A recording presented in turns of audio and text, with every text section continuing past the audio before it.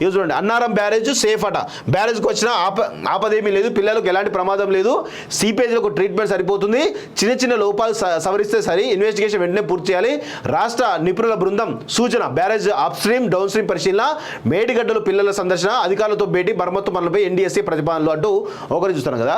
ఇక్కడ Annaram barrage safe అని చెప్పేసి అంటా ఉన్నారు. ఇక్కడ చూడండి, ఇక ఆంధ్రజ్యోతిలో మీకు చూపిస్తా, దిశలో కూడా మీకు చూపించడం ప్రయత్నం చేస్తా. ఇగో మేడిగడ్డ పనికిరాదు, ఇది దిశ రాసింది. ఇక్కడ చూడండి, ఇలా రాలేదు, ఈనాటిలో రాలేదు. ఓకే, ఇది ఇక వెలుగులో చూస్తే మీకు క్లియర్గా అర్థమవుతుంది. ఇగో అన్నారం మేడిగడ్డలో డ్యామ్ సేఫ్టీ అసార్లు, సీపేజ్ కుంగిన 7వ బ్లాక్లో పరిశీలన, వర్షాకాలం రిపేర్లు పూర్తి కావాలి అంచనా. ఇది ఒకటి వెలుగులో.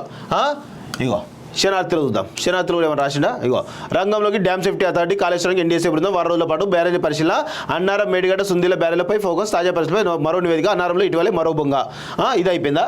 ఇప్పుడు ఇక చూడండి, దీనిలోనేమో అన్నారం బ్యారేజ్ సేఫ్ అట, మిగతా పత్రికలనేమో అన్నారం గురించి మేడిగడ్డ గురించి అట్లా రాస్తారు, ఇంట్లోనేమో ఇట్లా రాస్తారు.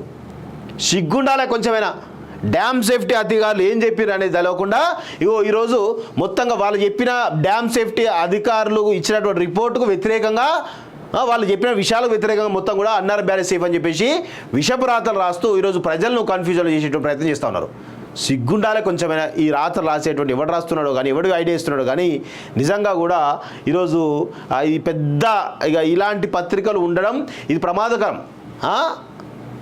మామూలు ప్రమాదకరం కాదు ఇది. పాకిస్తాన్లో ఉన్నటువంటి ఐఎంఏ ఉగ్రవాదులు నడిపే పత్రిక ఉంటాయి కదా, దానికి మించినటువంటి పత్రిక ఇది. వాళ్ళ అంతటి పాకిస్తాన్ టెర్రరిస్టులు కూడా ఇంత ఘోరంగా రాస్తున్నారు వాళ్ళ పత్రికలల్లో.